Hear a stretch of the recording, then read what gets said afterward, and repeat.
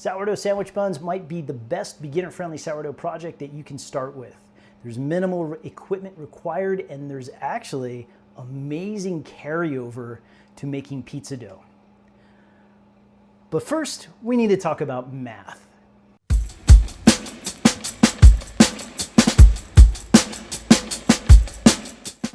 All right, we need to use some simple math to figure out how much dough we need to make in total.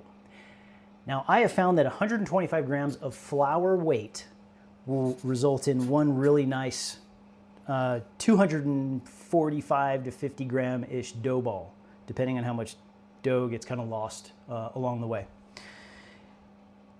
So if you want to make 4 of these, we need your recipe to be 125 for one, times 4 is 500. So 500 gram flour weight.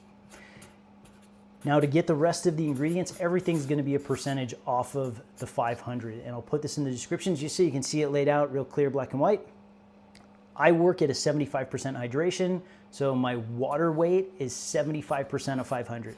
375 is my water weight. My starter, I go with 20%. So 20% of 500 is 100. And salt is 2%. So 2% of 500 is 10 grams. If you add up the 500, the 375, the 100 grams of starter, and the 10 grams of salt, it should total out to 985. So when we're done and we get to the part where we're going to portion our dough and then ball it up so we can make buns, if you divide 985, we should have 985 grams of dough, and then you divide that by 4. Each dough ball should weigh about 246 grams. It's not going to be the reality when we get there, but that's a good jumping off point to understand where we're going. Now, if you're worried about maybe some of the waste and loss that could happen along the way, you lose some dough to your dough whisk, maybe there's some on your hands that you wash off, maybe there's some that gets crusted on the bowl when you're mixing, you can make a double batch of whatever you're doing. So imagine I do a 1,000 gram batch. I know I have plenty of dough to make 4 buns. What do I do with the rest of it? Make a loaf of bread, of course. Nothing wrong with, making a double batch, and then you are guaranteed to have plenty of dough, and the leftover portion will make a really nice oval that you can cold proof and bake, or you can use it to make a sandwich loaf or whatever you want to do.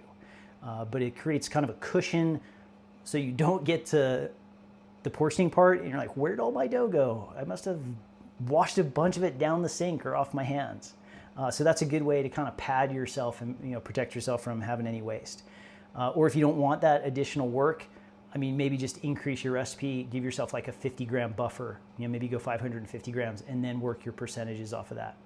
I like 75% hydration. It's a really comfortable feel for me. It's not too wet, not too dry.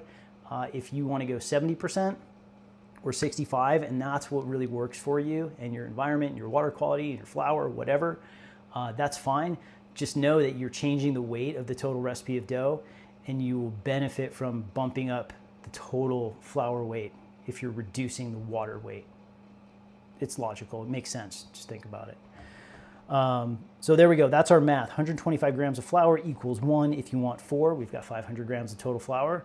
If you wanted a 5th one, there'd be 625 grams of flour. You work your percentages. It just scales right up, or you can scale it down. You just want to do 2. You could do that also. But that's the basic math behind it. And if you want to dig deeper into the do-it-all dough, I'm not going over mixing and stretching and folding and bulk fermentation. The do-it-all dough, linked in the description, will walk you through the whole dough making process so you can get to the point where we're going to be right now with an awesome pillowy batch of dough at the end of bulk fermentation, ready to be portioned and shaped. Okay, so you understand the theoretical planning out our dough based on that 125 gram flour weight. So I've got a 500 gram batch of dough. So 125 grams of flour makes 1 bun. 125 times 4, that's 500. We've got enough dough for 4 buns here. And this is a same day project. So here's my dough. It's done bulk fermenting. It's doubled in volume-ish. I'm not too worried about seeing it grow too much because it's going to get a lot of time here final proofing, final rise after we shape it right now. As a same day dough, I get this going pretty early. So I mixed my dough at 6 a.m., got through all my 4 stretch and folds by about 8:15, 8:30 or something. it was done. It was hanging out. It was just going through bulk fermentation where it's doubling, expanding.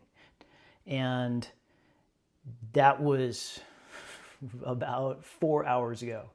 So it's about 12:30 right now, 12:45. And I'm going to shape it, and it's going to have enough time now to final proof and rise and bake and be ready for dinner tonight. So this can be done same day. Your environment can fight with you a little bit. You may need to make your water warmer if your environment is cold. So when you mix your dough, make your water warmer. Or when we go proofing, I'm going to final proof these in the oven off. I know some ovens have a proofing feature. I have found that feature to not be my friend, but oven is a protected environment, and if we want to accelerate, we could turn the oven on and put a saute pan in there that has boiling water in it to create a moist, humid environment and bring up the temperature in the oven. And that can really accelerate your final proofing time. So that is a troubleshooting method for an environment that is cold, like wintertime temperatures in my kitchen. That would be an approach I take. Or if I get my dough off to a late start and I have to push it, that's also a strategy to accelerate the final proofing time to get these guys a good size to bake them. So anyway, we have dough here, and camera 2, checking camera 2. Okay, so we have dough here that is ready to be shaped, and we know that I plan to make 4 sandwich buns because that's what I need tonight. And according to our math should work out theoretically to, I had to make notes. I don't remember everything. If I made a 500 gram batch of dough at 75% hydration, because that's what I did, because that's what I like, and if you prefer 70%, go with that. But 500 grams of flour, 375 water, 100 grams of starter, and 10 grams of salt should add up to 985 grams. But that's not what I have in here. So I weighed this already, and I know that my bowl, this is a useful thing to know, pro tip, know what your bowl weighs. So then when you put it on the scale and you have dough in it already, it's like, oh, this weighs 1,600 grams. How did that happen? How do I have an extra 15 grams of dough? Well, I know that maybe I had a few extra grams of water and I had a little bit of extra flour, whatever. So instead of it weighing 985, I have 1,000 grams of dough here. So 1,000 divided by 4 is going to give me 250. So I'm going to try and weigh out my dough balls right now to 250. I think when we were calculating math, we were looking at it's going to be like 242 or 243 or something like that. That's not the reality. So you can plan ahead, but when you get here, just double check and see what you've got in the bowl. It might actually be less than what you planned, accounting for, like, if you use a dough whisk, maybe you lost some dough to the dough whisk, or you lost some to your hands during stretching and folding, or there was some dough that got lost to the bowl. This is a good thing to do. Weigh everything now. Know what this weighs, so it's easy to subtract that from the total weight, and you know what you've got for dough. All right, we don't need much here.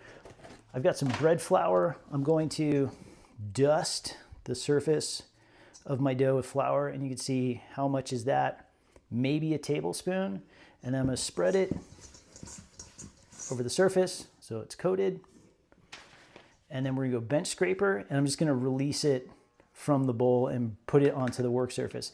I want this floured surface to go face down onto the work surface.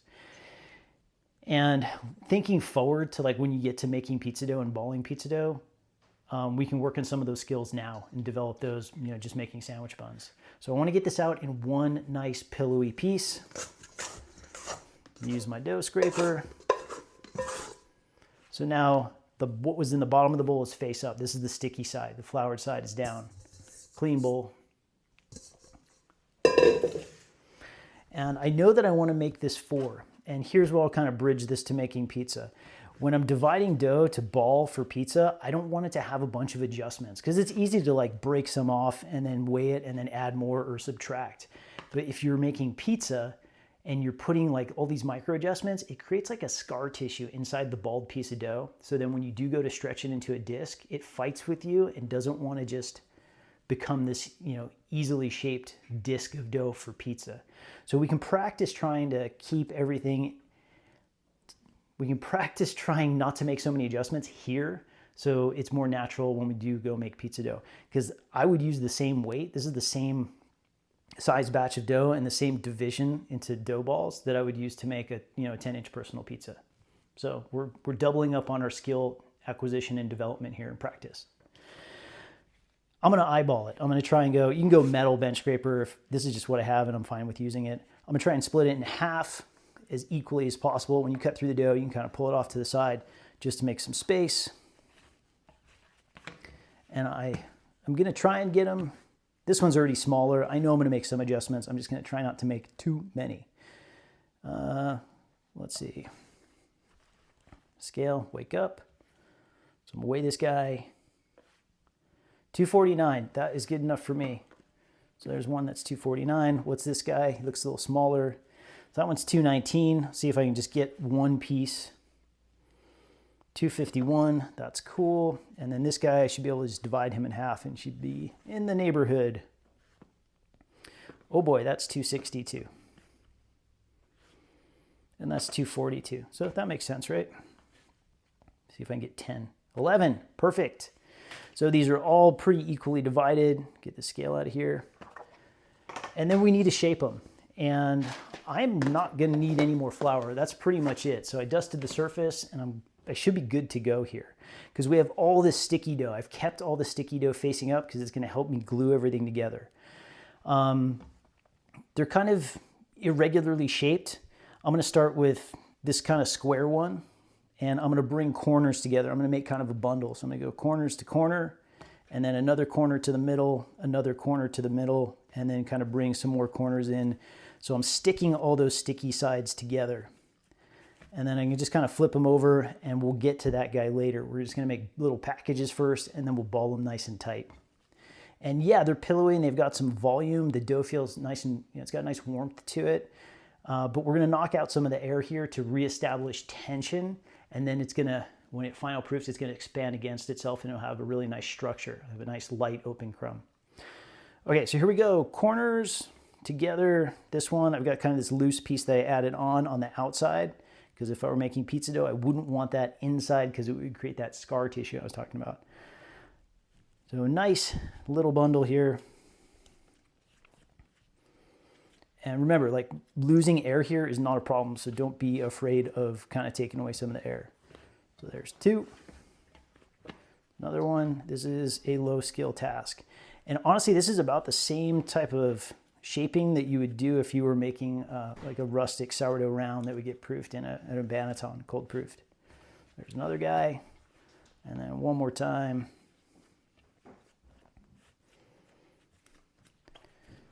All packaged up. All the sticky sides help it stay together. And you can see, like, from the flour I put on, I'm gonna have some nice protection from it sticking to my hands. So what do we wanna do here? We have dough that's been gathered up in the bottom, and we wanna bring this tighter together. And this is really similar to what happens when we're stretching and folding, where we go airborne and we tuck under and we tuck under and we turn it and we keep tucking and we're pulling the dough into the bottom. Essentially, that's what's gonna happen here. We're pulling the dough into the bottom. So I'm gonna use my hands, I'm gonna use a circular motion. I'm not gonna be moving my hands independent of each other. They're gonna move together. And I'm kind of using the pinky side and the heel side of my hand to kind of drag some of the dough underneath itself. So I'm just gonna wobble it around. The hands stay about in the same shape. And I'm just gathering the dough underneath itself. And you can see if there's a hole here, kind of a pocket, we didn't do a good job yet. We want to have a little bit more of a connection here, especially in the case of pizza dough. This would be a bad deal because when you go to shape it, you're going to have a hole in the middle of your pizza, or a thin spot. So I want to create some tension. I want to get it to stick to itself, but I don't want to tear open the surface. I want a really smooth, pretty surface here. So that's more together. I can give it a little bit extra pinch, kind of gather some of the sides here. I like this. It looks small, right? These are going to double up, triple up to be a much bigger size. Sheet tray with parchment paper, and I'm just going to put this guy on the tray. We'll do the next one. So we're just making circles, applying some downward pressure with our hands to smear those edges underneath and into itself so they stick together. Nice tight little ball. We're closed up. Closed up on the bottom. We can give it a little extra pinch. And on the tray. And if you have any, like there's an air pocket here, that's gonna go away. It's okay, we can pop the air pockets. I've got a big one forming here. I'm actually gonna get rid of it so it doesn't rip on its own. there we go, another ball. You can pinch it up if you need to. Give it a couple more turns. And last one. That's it. Easy. Done. Now we're done. Okay. All right, so we've got all these 4 portions of dough, and they need to final proof. You can see what they look like right now. They're gonna get much bigger. If these two are, they're probably gonna stick together as they expand. That's totally fine with me, no big deal. This is not gonna be a rustic, crusty, thick crust type of bread. The crust should be nice and thin. Just because we're proofing it same day, if we're in a banneton, like, you know, an oval or a round, that's how you establish a thicker crust. These are gonna be much more pleasant for mouthfeel, for sandwich style eating, because of the thinner crust. It'll resemble the crust more of like a sandwich loaf. All right, so I'm gonna proof these probably for 4 hours or so, depending on whatever my environment dictates. But neighborhood, if you want like timeline to shoot for, probably 4 to 6 hours. And I'll show you what these look like after they're done proofing, before we bake them. It's been 4 hours.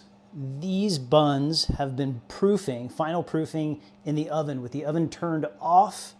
And I actually did turn the light on, and I put a pan of saute pan, a little 8-inch saute pan of boiling water in to accelerate my proofing time, just because I was filming it, so I just did it anyway. So they still took 4 hours. They're big, they're full, they're, you know, you can see they've kind of connected to each other. They've expanded quite a bit. They are not the same size. I'd say they've close to 2.5 times bigger than they were. Pink striation here, I used a pink Himalayan salt for my dough, so just a little bit of the coloring from the salt sliding through there. My oven is preheated to 425. We're gonna bake these for about 30 minutes. I'll spin them after about the first 20, and then let them go the last 10 minutes, you know, as they are. And then they need to cool for like an hour before we can get into them and use them. These guys are gonna turn into BLTs tonight. So they're going in the oven, 425, total 30 minutes, rotate them 180 after 20 minutes. Middle of the oven's a good spot for them. Okay, here we are. It's 30 minutes later. We have beautiful golden brown sandwich buns. I'm gonna let these guys cool off for about an hour before I get into them and turn them into dinner. But that's it, really simple project, minimal equipment, lots of carryover to, you know, developing your pizza skills with balling dough, measuring the dough, portioning it, getting it all, you know, put together. So lots to gain here. And then at the end of the day, you've got a sandwich bun that's a size that you can really make a meal out of.